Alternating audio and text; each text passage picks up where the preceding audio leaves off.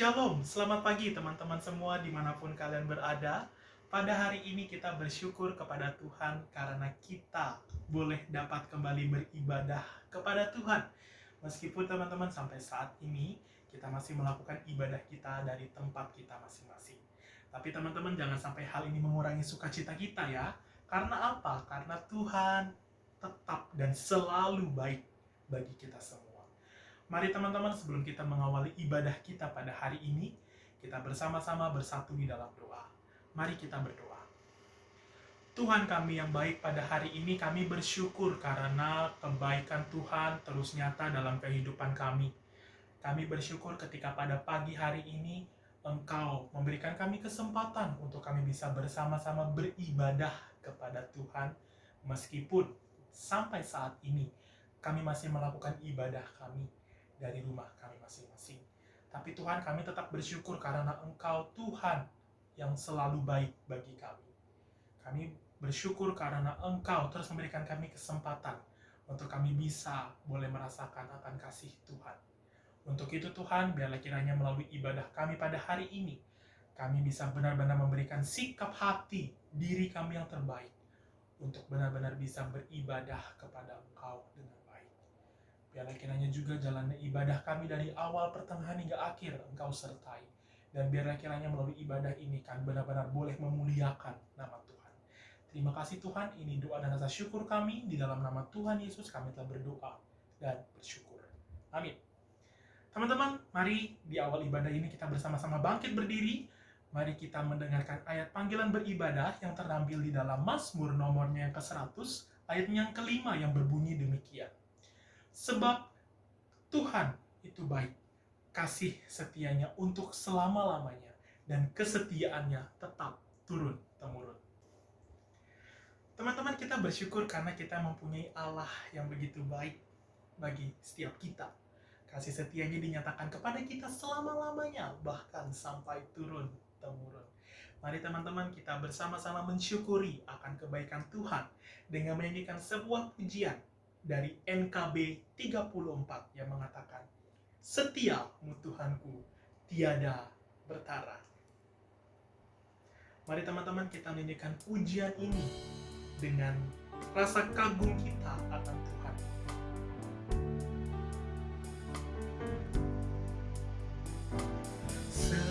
Setiamu Tuhanku tiada bertara, di saat suka, di saat gelap, kasih-Mu Allahku tidak berubah. Kaulah pelindung abadi tetap.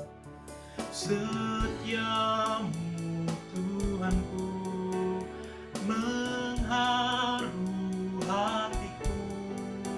Setiap pagi bertambah jelas. Yang ku perlukan tetap Kau berikan, sehingga aku pun puas lelah. Mari kita pujikan baitnya yang ketiga. Damai-Mu Kau beri. Damai-Mu Kau beri dan pengampunan, dan rasa khawatir pun hilang lenyap. Karena ku tahu pada masa mendatang Tuhanku teman di terang dan gelap. Setiamu Tuhan, setiamu Tuhanku mengharu hatiku.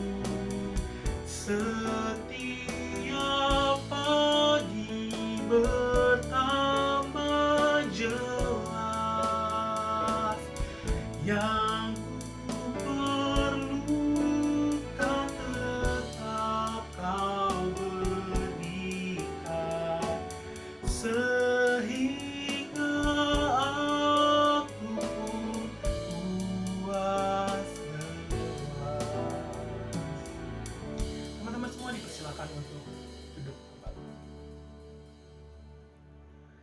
Teman-teman, kita sadar bahwa hidup yang kita hidupi sampai saat ini adalah anugerah dari Tuhan. Namun teman-teman, acap kali tengah kehidupan yang kita jalani setiap harinya, mungkin seringkali secara sadar ataupun secara tidak sadar, kita melakukan apa yang tidak berkenan di hadapan Tuhan. Mari teman-teman, di waktu yang baik ini, kita bersama-sama datang kembali ke hadapan Tuhan. Kita menundukkan diri kita mengakui akan setiap dosa kita yang mungkin masih susah lepas dalam hidup kita. Mari teman-teman, di waktu yang baik ini, kita bersama-sama datang kepada Tuhan dan memohon ampun kepadanya. Mari kita bersama-sama bersatu di dalam doa. Tuhan, betapa kami menyadari bahwa hidup kami ini adalah anugerah dari Tuhan semata. Namun Tuhan, di tengah kehidupan yang kami hidupi sampai saat ini, masih banyak sekali celah, masih banyak sekali dosa yang kami lakukan di hadapan Tuhan. Sehingga hal ini pun mendukakan hati Tuhan. Mungkin itu Tuhan melalui setiap perbuatan kami, melalui setiap pikiran kami, bahkan melalui setiap perkataan kami.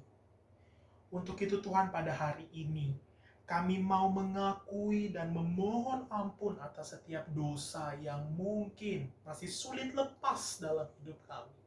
Karena kami merasa bahwa dosa ini nyaman untuk terus berada di dalam diri kami. Ampuni kami Tuhan, dan kami memohon pertolongan dari Engkau, supaya kami benar-benar bisa lepas dari dosa ini, dan kami hidup hanya sesuai dengan kehendak-Mu saja. Terima kasih Bapa, terima kasih Tuhan, kami yakin dan percaya Tuhan akan mengampuni setiap dosa kami. Ini doa dan rasa syukur kami, di dalam satu nama Tuhan kami, Tuhan Yesus Kristus, kami telah berdoa dan bersyukur. Amin.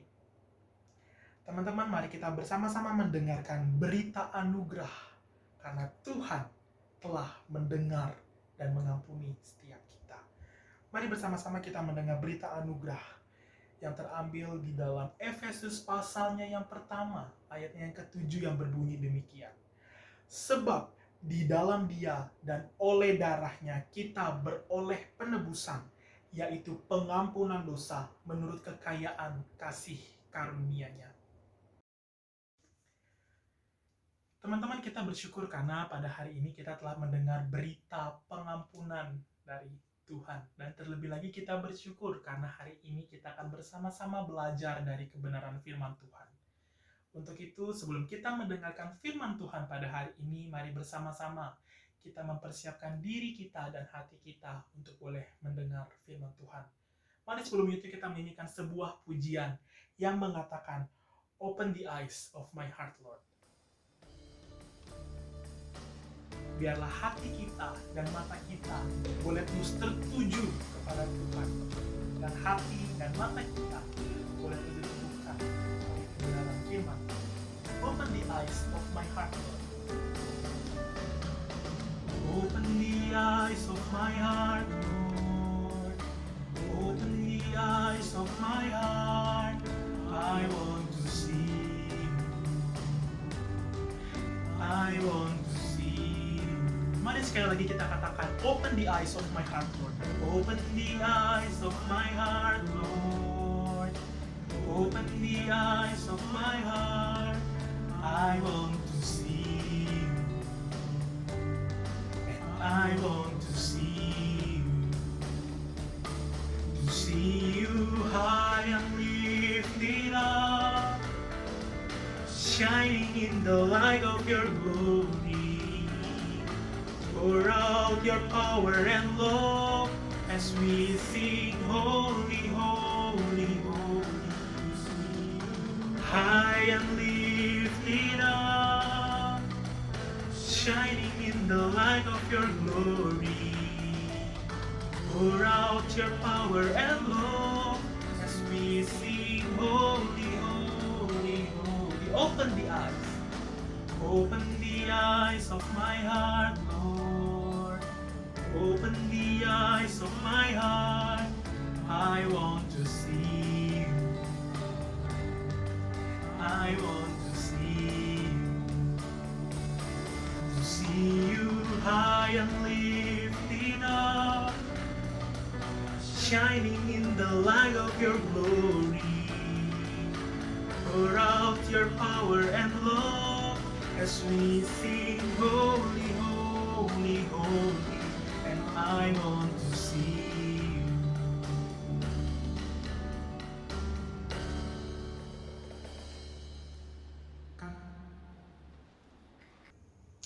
Selamat pagi teman-teman semua, senang sekali bisa menjumpai kalian kembali lewat ibadah online kali ini.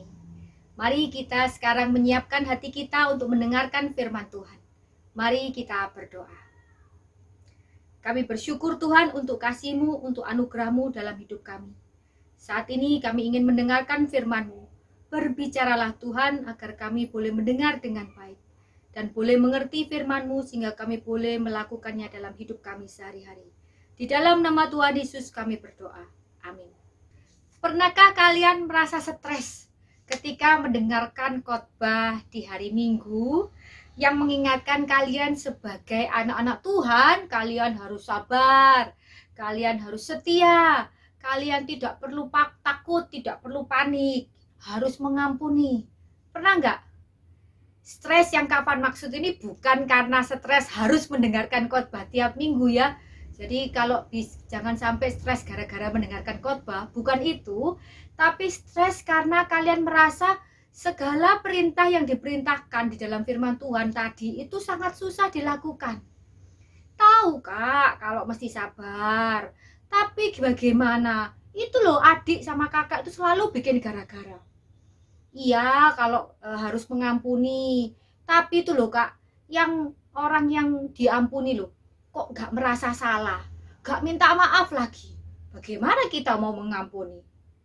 Terus kemudian misalnya kalau setia, iya tahu Kak masih setia baca Alkitab.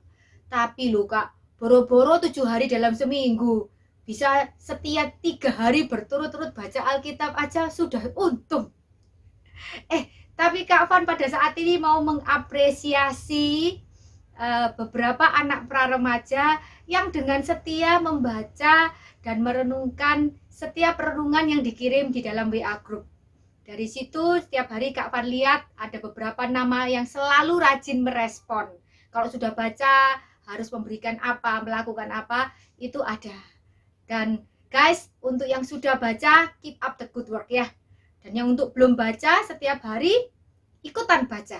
Supaya kita bersama-sama bisa bertumbuh. Oke, kita lanjutkan tadi.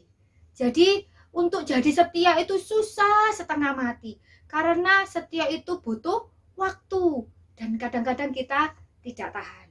Loh, sekarang tentang takut.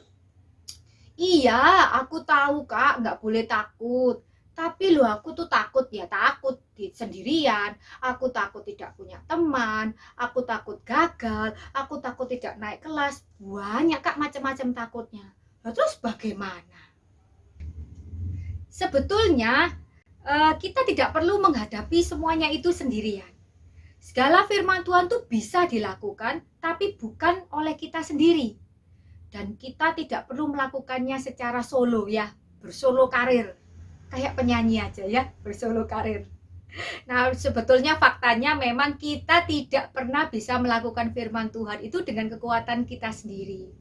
Saat kita percaya dan menerima Tuhan Yesus sebagai Tuhan dan Juru Selamat, saat itulah kita dijadikan menjadi anak-anak Tuhan. Nah, menjadi anak-anak Tuhan itu tidak secara otomatis kita langsung mendapat kekuatan super atau menjadi hebat begitu ya, menjadi seperti malaikat. Tidak demikian. Dan Allah tidak pernah merancangkan hal yang seperti itu. Nah, ketika kita mendapatkan anugerah keselamatan, kita juga mendapatkan anugerah penolong dalam hidup kita. Nah, penolong ini akan menolong kita menjalankan kehendak Tuhan. Siapa penolongnya? Tentu saja Roh Kudus. Minggu lalu kita sudah belajar tentang siapa Roh Kudus. Roh Kudus adalah salah satu pribadi dalam Allah Tritunggal. Yaitu kita mengenal ada Allah Bapa, Allah Anak, dan Allah Roh Kudus. Dalam karya keselamatan, ya, Allah Bapa mengirimkan Allah Anak untuk datang ke dunia menjadi manusia dan untuk mati menanggung dosa manusia. Nah, Allah Anak yaitu Yesus itu menyelesaikan misinya. Dia mati di atas kayu salib, kemudian dia bangkit. Nah, kebangkitannya membuktikan bahwa dia menang atas kuasa maut. Kemudian dia Yesus tidak stay atau tinggal terus di dalam dunia. Dia kembali ke surga. Lalu bagaimana dengan orang-orang percaya yang sudah percaya pada Kristus? Apakah mereka ditinggalkan sendirian? Tidak. Ketika Yesus kembali ke surga, dia meminta kepada Bapa untuk mengirimkan Allah Roh Kudus sebagai penolong yang lain. Nah, jadi Yesus itu tidak pernah meninggalkan kita sendirian. Sekarang ada Roh Kudus yang menyertai kita dan mendampingi kita selama kita hidup di dunia ini. Mari kita belajar lebih banyak tentang penolong kita yang satu ini. Kita buka Alkitab kita buka Injil Yohanes pasal 14. Kita akan membaca ayat 16 sampai 20. Kemudian disambung dengan ayat 25 sampai 27. Mari kita membacanya bersama-sama. Yohanes 14 ayat 16 sampai 20. Aku akan minta kepada Bapa dan Ia akan memberikan kepadamu seorang penolong yang lain supaya Ia menyertai kamu selama-lamanya, yaitu Roh kebenaran. Dunia tidak dapat menerima Dia sebab dunia tidak melihat Dia dan tidak mengenal Dia. Tetapi kamu mengenal Dia sebab Ia menyertai kamu dan akan diam di dalam kamu. Ayat 18. Aku tidak akan meninggalkan kamu sebagai yatim piatu. Aku datang kembali kepadamu. Tinggal sesaat lagi dan dunia tidak akan melihat aku lagi. Tetapi kamu melihat aku sebab aku hidup dan kamu pun akan hidup. Pada waktu itulah kamu akan tahu bahwa aku di dalam Bapa-Ku dan kamu di dalam aku dan aku di dalam kamu. Kita melanjutkan di ayat 25. Semuanya itu kukatakan kepadamu selagi aku bersama-sama dengan kamu. Tetapi penghibur yaitu Roh Kudus yang akan diutus oleh Bapa dalam namaku, dialah yang akan mengajarkan segala sesuatu kepadamu dan akan mengingatkan kamu akan semua yang telah kukatakan kepadamu. Damai sejahtera ku tinggalkan bagimu, damai sejahtera ku berikan kepadamu. Dan apa yang diberikan tidak seperti yang diberikan oleh dunia kepadamu. Janganlah gelisah dan gentar hatimu. Dalam ayat yang 16 dikatakan, aku akan minta kepada Bapa dan Ia akan memberikan kepadamu seorang penolong yang lain, supaya Ia menyertai kamu selama-lamanya. Penjelasan lain yang melengkapi itu ada di ayat 26. Tetapi penghibur yaitu Roh Kudus yang akan diutus oleh Bapa dalam namaku, dialah yang akan mengajarkan segala sesuatu kepadamu dan akan mengingatkan kamu akan semua yang telah kukatakan kepadamu. Di sini kata penolong dan penghibur itu memakai istilah Yunani yang sama, yaitu parakletos. Nah, yang secara literal bisa kita terjemahkan, artikan sebagai seseorang yang dipanggil untuk berjalan di samping atau di sisi. Call to one side, ya. Kita bisa menerjemahkan sebagai mendampingi. Nah, Alkitab bahasa Inggris punya versi yang bermacam-macam yang menerjemahkan parakletos ini. Ada yang memakai istilah counselor, ada yang memakai istilah helper, kemudian advocate, ada juga yang memakai istilah comforter. Nah, terjemahan-terjemahan ini saling melengkapi peran Roh Kudus di dalam hidup kita sebagai penolong. Nah, sebelum kita belajar lebih lanjut masing-masing peran itu, ada satu hal yang perlu kita pahami lebih dulu. Apa yang perlu kita pahami lebih dulu, Kak? Pikirkan pertanyaan ini. Roh Kudus itu mendampingi kita sampai berapa lama? biasanya orang mau mendampingi kita itu berapa lama ya? Kalian sudah tahu jawabannya? Kalau belum tahu, coba lihat sekali lagi ayat yang ke-16. Sudah tahu? Nah, Roh Kudus mendampingi kita selama-lamanya, forever. Saat hari Pentakosta, Roh Kudus datang ke dalam dunia dan datang untuk berdiam di antara umat Allah. Jadi dia datang bukan untuk pergi. Memang zaman perjanjian lama, yang zaman dulu itu dikatakan bahwa roh Allah itu datang kepada manusia dan juga bisa pergi meninggalkan manusia. Contohnya ada pada kisah Raja Saul di 1 Samuel 16 ayat 14. Tapi itu zaman perjanjian lama. Setelah hari Pentakosta, Roh Kudus itu tidak pernah meninggalkan orang yang disertainya, orang-orang yang percaya kepada Yesus. Jadi, waktu Yesus berkata di Matius 28 ayat 20, dia berkata, "Aku akan menyertai engkau senantiasa sampai kepada akhir zaman." Itu bukan janji yang omong kosong. Maksudnya gimana kok janji omong kosong? Lah, Yesus itu kan ada di surga sekarang. Bagaimana dia bisa menyertai kita yang ada di bumi, padahal dia ada di surga? Nah, caranya adalah Yesus menyertai kita melalui rohnya, yaitu Parakletos tadi, Roh Kudus. Jadi Yesus pun tidak pernah meninggalkan kita sendirian karena ada Roh Kudus yang mendampingi kita selama-lamanya. Wow. Lihat ayat 17. Yaitu roh kebenaran. Dunia tidak dapat menerima dia sebab dunia tidak melihat dia dan tidak mengenal dia. Tetapi kamu mengenal dia sebab ia menyertai kamu dan diam di dalam kamu. Nah, jadi dia bukan hanya menyertai, tapi dia juga diam di antara kita, di dalam kita. Itulah sebabnya kita bisa percaya dan berseru minta tolong kepada Allah Roh Kudus untuk menolong kita dalam situasi apapun kehidupan kita. Karena dia dekat. Dia Allah yang menyertai kita, dia dekat. Allah Roh Kudus itu berjalan mendampingi kita selamanya. Tema kita hari ini adalah The Holy Spirit, my helper. Helper di sini jangan disamakan dengan asisten rumah tangga kita ya. Asisten rumah tangga itu bisa kita minta tolong untuk melakukan sesuai dengan keinginan kita, sesuai dengan aturan-aturan kita, sesuai dengan apa yang kita rencanakan. Tapi tidak demikian dengan Roh Kudus. Walaupun dia disebut penolong, bukan berarti kita bisa suruh-suruh Roh Kudus seperti keinginan kita. Ingat, Roh Kudus adalah Allah. Dia berkuasa dan dia berdaulat atas hidup kita. Jadi ketika kita minta tolong kepadanya, ketika kita mohon pertolongannya, itu kita mengutamakan kehendak Allah, bukan kehendak diri kita yang jadi yang terutama. Lalu apa saja pertolongan Roh Kudus yang bisa kita dapatkan? Hari ini kita akan belajar 3 di antaranya. Dan ini menyangkut tentang peran Roh Kudus sebagai teacher, sebagai counselor, sebagai advocate, dan juga comforter. Yang pertama, Roh Kudus penolong kita untuk mengerti firman Tuhan. Ayat ke-26 dikatakan, "Tetapi penghibur, yaitu Roh Kudus, yang akan diutus oleh Bapa dalam namaku, dialah yang akan mengajarkan segala sesuatu kepadamu dan akan mengingatkan kamu akan semua yang telah kukatakan kepadamu."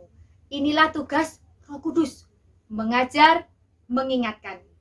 Seperti yang dilakukan oleh para guru ya, juga para pendidik, para pengajar, para pelatih, mengajar dan terus mengingatkan. Karena tanpa pertolongan Roh Kudus, kita itu sebetulnya tidak bisa mengerti firman Tuhan. Kalian ingat kisah murid-murid Tuhan Yesus waktu Paskah itu, cerita Paskah. Murid-murid itu kan sangat sedih pada waktu Tuhan Yesus mati. Padahal Tuhan Yesus itu sudah berkali-kali bilang, dia memang akan mati, tetapi akan bangkit. Tapi pada kenyataannya murid-muridnya lupa tentang berita itu. Jadi ketika Yesus mati, mereka sangat sedih. Bahkan pada waktu hari yang ketiga mereka datang ke kubur dan kubur kosong, apa yang mereka pikir? Mereka pikir mayatnya Yesus dicuri. Nah, kok bisa? Padahal Yesus sudah berkali-kali menyebutkan bahwa dia akan bangkit. Nah itu, kalau kita tidak mendapat pertolongan Roh Kudus, kita tidak bisa mengerti firman Tuhan. Sama seperti ketika Kak Fani menyiapkan materi ini, Kak Fani juga berdoa kepada Roh Kudus supaya Kak Fani bisa mengerti firman ini dan boleh memberitakan dengan baik. Mengertinya bukan mengerti semua ya, tapi mengerti sesuai dengan kapasitas Kak Fani saat ini. Karena Roh Kudus akan menolong kita mengerti firman Tuhan sedikit demi sedikit sesuai dengan perkembangan kita. Nanti seperti kalian mendengarkan hari ini, kalian bisa akan mengerti lebih banyak ketika kalian bertambah dewasa. Lalu ada yang bilang ke Kak Fani, rasanya kok enggak ya Kak, rasanya aku enggak bisa mengerti firman Tuhan. Lah aku loh, setiap minggu habis firman kok lupa minggu lalu firmannya apa. Ya itu ada kemungkinan bukan karena Roh Kudus tidak mengingatkan kalian, tetapi bisa jadi pada waktu ibadah kalian tidak berkonsentrasi, atau kalian ngelamun mikirkan yang lain, atau kalian ngantuk sampai kalian ketiduran, atau ya mungkin kalian memang tidak mengerti. Tapi jangan pesimis atau nggak peduli ya sudahlah, pokoknya ikut ibadah tiap minggu, paling-paling ya nggak ngerti, jangan begitu ya. Karena firman Tuhan yang keluar, yang diberitakan, yang kalian dengar atau kalian baca tidak pernah kembali dengan sia-sia. Ya, contohnya bagaimana Kak Fani? Ya contohnya kalian masih ingat ketika Kak Fani bercerita tentang beberapa waktu di fellowship, beberapa dari kalian bisa ingat cerita-cerita Alkitab. Kalian tahu cerita Adam dan Hawa, kalian tahu cerita bangsa Israel, kalian tahu cerita Natal, kalian tahu cerita Paskah. Bukankah semuanya itu adalah firman Tuhan? Dan kalian bisa ingat, itu bukan karena kalian hebat atau kalian memang punya super memori gitu ya. Tapi Kak Van percaya itu adalah peran Roh Kudus yang menanamkan firman itu dalam diri kalian sehingga kalian bisa ingat. Dan kalian bisa mengerti sedikit demi sedikit. Ya, jadi percayalah bahwa ketika firman diberitakan, ketika kamu mendengar firman, kamu bisa minta pertolongan Roh Kudus untuk mengingatkan kalian akan firman itu. Nah, tapi memang kita harus membaca firman Tuhan itu dan harus mendengarkan firman itu supaya Roh Kudus bisa mengingatkan dan mengajar kita. Lah, apa yang mau diingatkan atau mau diajarkan kalau nggak ada yang dibaca dan didengarkan? Yang kedua, Roh Kudus menolong kita untuk memberanikan diri kita memberitakan Injil. Kita lihat contohnya di dalam Alkitab. Di dalam Alkitab ada banyak contoh para murid Kristus yang memberitakan Injil dengan berani. Yang pertama adalah Stefanus. Dalam Kisah Para Rasul 6 ayat 10 dikatakan Roh mendorong dia untuk berbicara. Di pasal 7 ayat 55 juga dikatakan Stefanus penuh dengan Roh Kudus. Dan dia memberitakan firman itu dengan berani. Memberitakan Injil kebenaran, kabar baik kepada masyarakat Yahudi pada saat itu. Kemudian ada Filipus di Samaria dan pelayanannya kepada sida-sida dari Ethiopia. Sida-sida itu pada waktu itu sedang membaca kitab Nabi Yesaya. Dan di pasal 8 ayat 29, Roh Kudus berkata kepada Filipus, kamu pergi dekati kereta ini dan tanyakan apa yang bisa dibantu kepada sida-sida ini. Dan Filipus pun memberitakan Injil kepada sida-sida dari Ethiopia ini. Kemudian ada Saulus. Saulus ketika ada di Pulau Siprus, di Kisah Rasul 13 ayat 4. Ya oleh karena disuruh oleh Roh Kudus, maka Paulus memberitakan Injil. Jadi di sepanjang Alkitab itu dicatat bahwa para murid itu memberitakan Injil dengan berani. Mereka memberitakan Injil karena perintah dari Roh Kudus dan juga karena arahan dan tuntunan dari Roh Kudus. Roh Kudus memberitahu kepada mereka kemana mereka harus pergi dan kepada siapa mereka harus memberitakan Injil. Nah, bagaimana dengan kita sekarang? Apakah sama? Masih berlaku? Masih berlaku. Ya, kalau dulu Roh Kudus memberikan keberanian kepada para murid untuk memberitakan Injil, pada saat ini juga Roh Kudus memberi kita keberanian untuk memberitakan Injil. Memberitakan Injil itu seperti bagaimana sih Kak ya? Injil adalah kabar baik. Jadi ketika kamu bercerita tentang Yesus kepada temanmu, kepada keluargamu, kepada orang-orang di sebelahmu atau yang baru kamu temui, dan kamu berkata Yesus mengasihimu, Yesus mati untukmu. Kita ini semua orang berdosa, tapi Yesus mau mati menanggung dosa kita. Percayalah kepadanya, kamu akan selamat. Itu kabar baik. Jadi kita itu memberitakan tentang Yesus dan apa yang Yesus lakukan bagi kita. Nah, soal memberitakan Injil, ini Kak Van pernah mendapat kesempatan untuk bergabung dalam tim pemberitaan Injil ke luar pulau. Waktu itu kami pergi ke Pulau Sulawesi dan kami memberitakan Injil ke sekolah-sekolah di daerah Minahasa Selatan, ke desa-desa, benar-benar desa, ya. Nah, itu sekitar tahun 2019 yang lalu. Cara pekabaran Injilnya itu cukup unik adik-adik, ya, cukup unik dan menantang kalau Kak Fani bilang, ya. Bagaimana caranya? Nah, setiap hari kita itu diberi daftar nama. Daftar, ya, sebuah daftar gini, diberi daftar yang berisi nama 4 sekolah yang harus kita datangi. Jadi setiap hari itu kita pelayanan kepada 4 sekolah ini. Nah, tapi tidak seperti di kota, ya. Kalau kita pelayanan tuh kita diantar pakai dijemput atau diantar mobil, kemudian kita berhenti di depan sekolahnya, kemudian semuanya sudah tersedia, ya. Anak-anak sudah duduk di aula, sudah disiapkan oleh guru-gurunya, seperti itu. Itu tidak seperti itu kalau di desa, ya. Nah, jadi pada waktu itu Kak Van itu diantar dengan mobil, berhenti di perbatasan desa, jadi masih di pinggir, di luar desa itu. Kemudian untuk menuju ke sekolahnya Kak Van harus berjalan kaki. Nah, setelah sampai di sekolahnya itu Kak Van harus datang ke kepala sekolah, minta izin dan bertanya apakah Kak Van boleh mengadakan ibadah pada saat itu juga. Jadi sekarang, saat ini, Bu, Pak, saya minta izin, bolehkah saya mengadakan ibadah? Menantangkan, ya. Jadi mereka itu tidak tahu Kak Van akan datang, mereka itu juga tidak siap akan Kak Van nanti mau apa, itu mereka tidak tahu.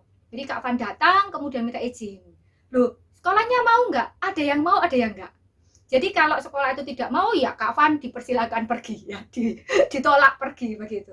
Nah, tapi kalau sekolahnya mau, saat itu juga mereka langsung mengumpulkan murid-muridnya di tengah lapangan atau di sebuah kelas yang paling besar.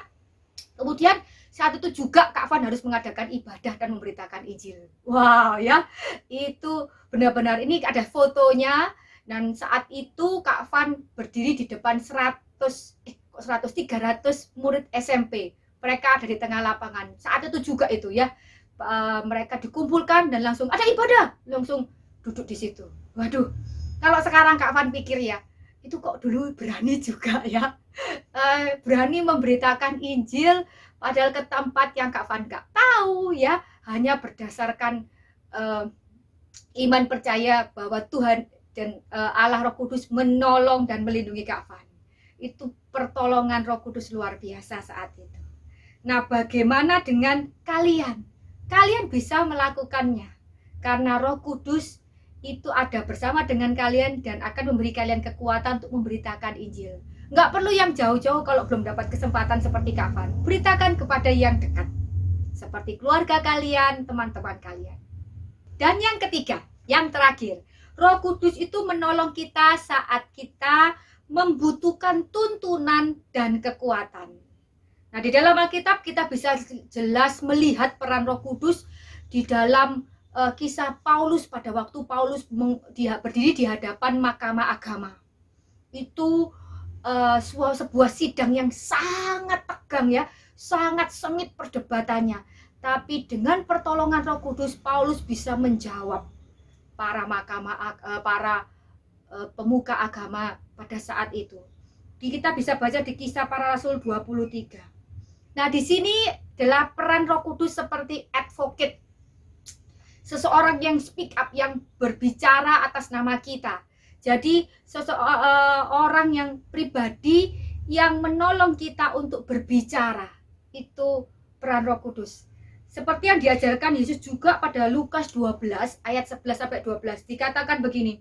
Apabila orang menghadapkan kamu kepada majelis-majelis atau kepada pemerintah-pemerintah dan penguasa-penguasa, janganlah kamu khawatir bagaimana dan apa yang harus kamu katakan. untuk membela dirimu. Sebab pada saat itu juga Roh Kudus akan mengajar kamu apa yang harus kamu katakan. Itu luar biasa peran Roh Kudus sebagai penolong yang memberikan tuntunan pada kita. Selain itu, Roh Kudus juga memberikan tuntunan kemana harus pergi, seperti yang tadi Kak Van sebutkan di pemberitaan Injil. Kemana harus pergi, kepada siapa harus memberitakan Injil. Sebagai contoh, waktu di Kisah Para Rasul 16 ayat 6, Paulus dan rekannya itu melintasi tanah Frigia dan tanah Galatia, karena Roh Kudus mencegah mereka memberitakan Injil di Asia. Bukan berarti tidak boleh memberitakan Injil di Asia, tapi pada saat itu untuk Paulus, Roh Kudus menginginkan dia untuk memberitakan Injil di tempat lain, bukan di Asia. Nah, jadi berlaku juga tuntunan yang sama kepada Petrus dan Cornelius. Kalian tahu bahwa Cornelius itu bukan orang Yahudi, dan larangan adat menyatakan bahwa orang Yahudi itu dilarang keras bergaul dengan orang bukan Yahudi, apalagi datang ke rumahnya. Nah, Cornelius itu mengundang Petrus untuk datang ke rumahnya. Nah, Roh Kudus dicatat di dalam Kisah Para 10 ayat 19 sampai 20 itu, Roh Kudus itu memberitahu Petrus, kamu pergilah, ikutlah orang itu karena Roh Kudus yang mengirim mereka. Jadi Roh Kudus menyuruh Petrus untuk datang kepada Cornelius memberitakan Injil. Lalu bagaimana dengan kehidupan kita sehari-hari? Sebetulnya adik-adik, kalau kita peka dengan kehadiran Roh Kudus, kita itu bisa merasakan bagaimana Roh Kudus menolong dan menuntun hidup kita setiap hari. Roh Kudus itu selalu berbicara untuk memberikan arahan dan tuntunan kepada orang-orang yang percaya kepada Yesus. Dan tuntunannya itu sesuai dengan firman Tuhan memang. Nah, pertolongan Roh Kudus itu, kalau tadi Kak Van kasih contoh, itu bukan berarti Roh Kudus hanya menolong saat-saat tegang atau saat-saat urgent, ya, seperti Paulus, seperti Petrus, ya. Tapi dalam keseharian kita pun Roh Kudus menolong kita. Ambil contoh aja kehidupannya Kak Van, karena Kak Van yang paling tahu, ya. Nah, dalam keseharian Kak Van, tiap hari Kak Van punya jadwal mengajar, punya jadwal pelayanan, punya jadwal yang lain, ya, jadwal untuk melakukan ini dan itu. Nah, Roh Kudus itu menolong Kak Van dan mengingatkan Kak Van untuk melakukan hal-hal dan menyelesaikan tugas itu. Misalnya, hari ini harus WA ke murid siapa, hari ini harus WA ke orang tua siapa, harus WA kepada kalian baru baca misalnya, kemudian harus latihan apa, harus persiapan mengajar apa, kemudian harus merencanakan apa. Itu semua dilakukan dengan pertolongan Roh Kudus. Kak Van menyadari bahwa kalau tanpa pertolongan Roh Kudus tidak ada tugas yang bisa Kak Van selesaikan dengan baik. Roh Kudus menolong Kak Van dalam keseharian. Jadi misalnya pun waktu mengajar, kok murid ini nggak bisa main ini, kenapa ya? Gitu. Ketika Kak Van berdoa, Tuhan tolong supaya aku bisa memberikan solusi. Roh Kudus memberikan pertolongan, memberikan solusi, memberi hikmat, memberi tuntunan. Ini dibeginikan loh, ini pakai cara ini, seperti itu. Ya, itu dalam kehidupan sehari-hari.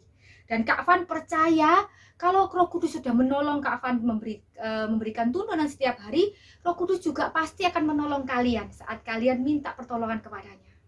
Nah, untuk memberikan kekuatan, Roh Kudus juga melakukan. Kalian tentu ingat ya, beberapa dari kalian tahu bahwa Kak Van baru kehilangan papanya Kak Van tidak lama ini. Dan Kak Van sangat sedih.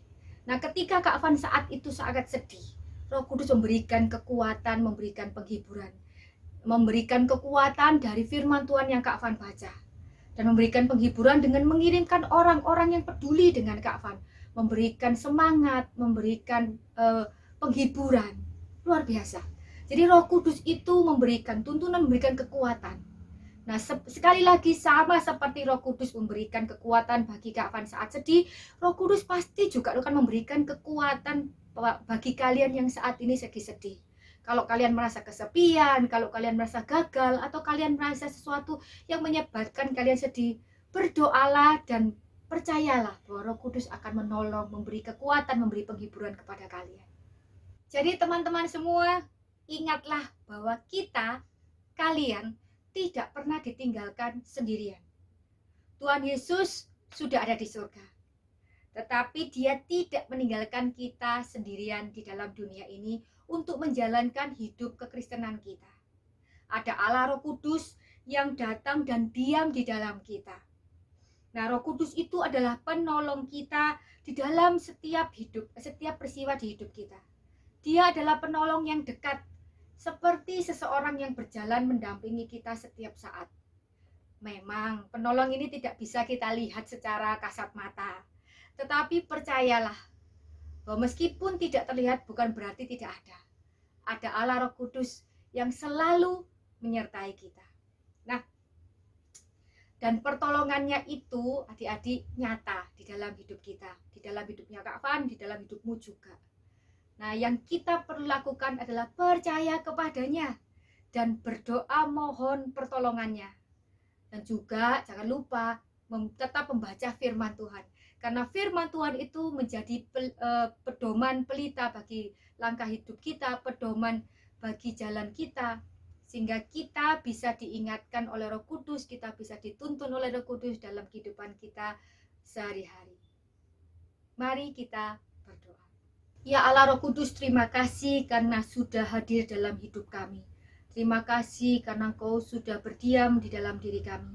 Tolong kami untuk menyadari kehadiran-Mu Tuhan, dan tolong ajar kami untuk percaya kepadamu dan memohon pertolongan-Mu setiap saat, agar kami boleh melakukan firman Tuhan di dalam hidup kami. Biarlah Engkau selalu menjadi sandaran kami, penolong hidup kami. Terima kasih untuk anugerah-Mu ini. Di dalam nama Tuhan Yesus kami berdoa. Amin. Teman-teman, kita bersyukur karena kita telah mendengarkan kebenaran firman Tuhan. Dan mari sebagai respon syukur kita di hadapannya, kita akan mempersiapkan persembahan kita yang terbaik untuk kemuliaan nama Tuhan. Namun sebelum itu, dengarkanlah berita firman Tuhan yang terdapat di dalam 2 Korintus pasalnya yang ke-9 ayatnya yang ke-7 yang mengatakan demikian. Hendaklah masing-masing memberikan menurut kerelaan hatinya, jangan dengan sedih hati atau karena paksaan, sebab Allah mengasihi orang yang memberi dengan sukacita. Mari teman-teman, sambil kita mempersiapkan persembahan kita akan bersama-sama memuji Tuhan dengan mengatakan, kecaplah dan lihatlah betapa baiknya Tuhan itu. Mari kita bersama-sama memujikan pujian ini.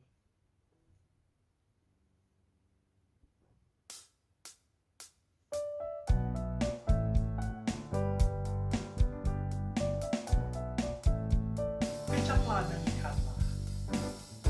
Kecaplah dan lihatlah betapa baiknya Tuhan itu.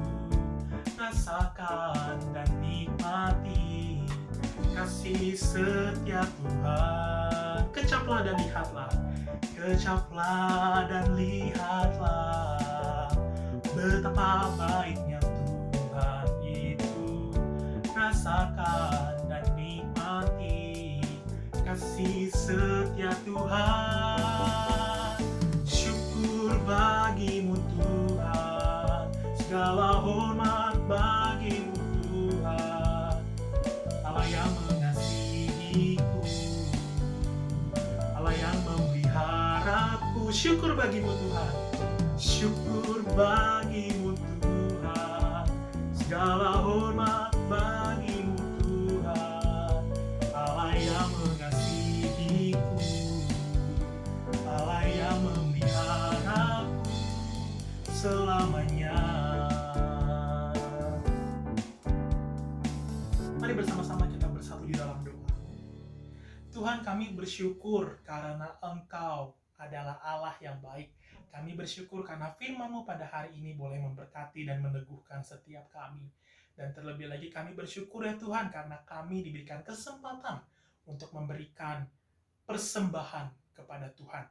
Untuk itu Tuhan, kiranya persembahan hari ini yang telah kami berikan boleh digunakan untuk pelayanan-Mu di gereja kami GKI Pregolan Bunder. Terima kasih Bapa. Ini doa dan rasa syukur kami di dalam nama Tuhan Yesus kami telah berdoa. Amin. Teman-teman, kita akan mengakhiri ibadah kita pada hari ini dan kita bersyukur karena ibadah kita Tuhan boleh sertai. Biarlah kiranya teman-teman setelah kita mengakhiri ibadah hari ini, kita boleh benar-benar memberikan diri kita yang terbaik untuk melakukan apa yang menjadi kehendak Tuhan bagi setiap kita. Mari sebelumnya kita nyanyikan sebuah pujian yang mengatakan, jadikan aku indah.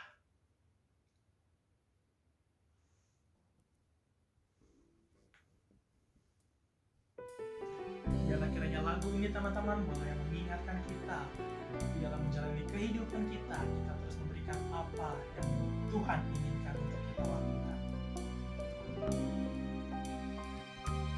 Ku datang ya Bapa dalam kehidupan. Ku datang ya Bapa dalam kerinduan, memandang keindahan-Mu.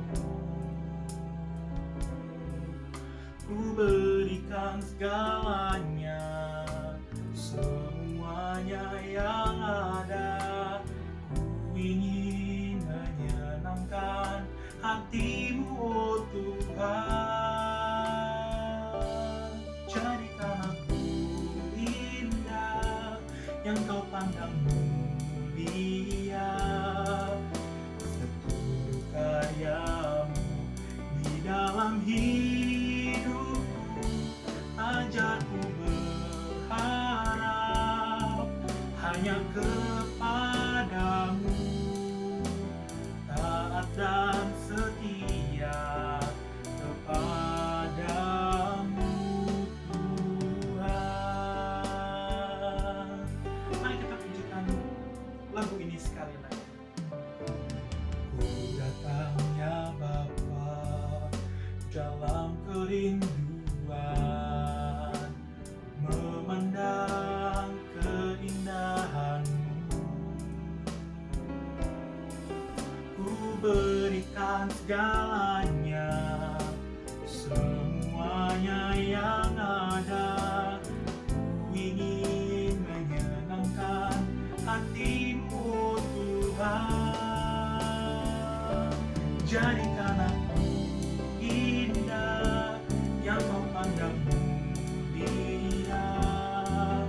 Seluruh karya-Mu di dalam hidupku, ajarku berharap hanya kepadamu, taat dan setia kepadamu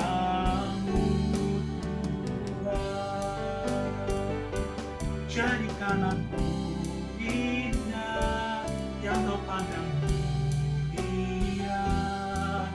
Seluruh karya-Mu di dalam hidupku, ajarku berharap hanya kepadamu, taat dan setia kepadamu Tuhan.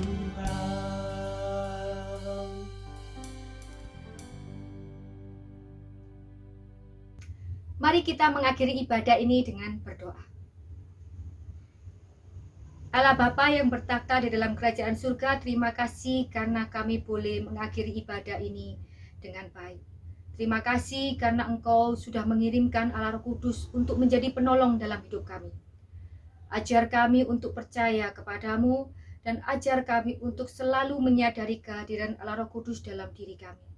Sehingga ketika kami diingatkan akan firman Tuhan, kami boleh taat. Sehingga ketika kami diberi penghiburan dan diberi kekuatan, kami boleh terus melangkah dengan iman untuk menjalani hidup kekristenan kami. Terima kasih Tuhan untuk kasih-Mu, terima kasih untuk penyertaan-Mu. Di dalam nama Tuhan Yesus kami berdoa. Amin. Segala puji, hormat, syukur kepada Tuhan. Doksologi.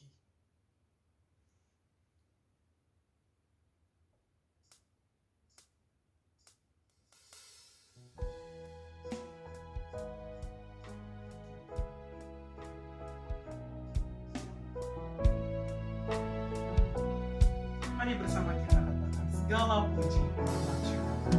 Segala puji, hormat, syukur ku naikkan kepadamu,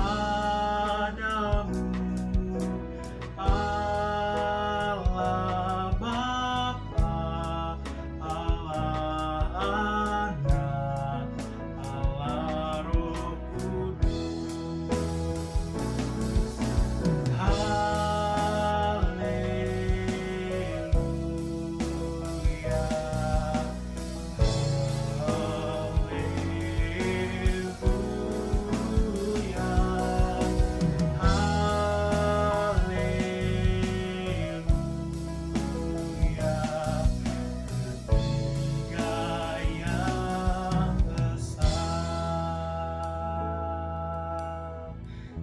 dipersilakan duduk kembali, ibadah kita telah selesai. Silakan bersaat teduh, Tuhan Yesus memberkati.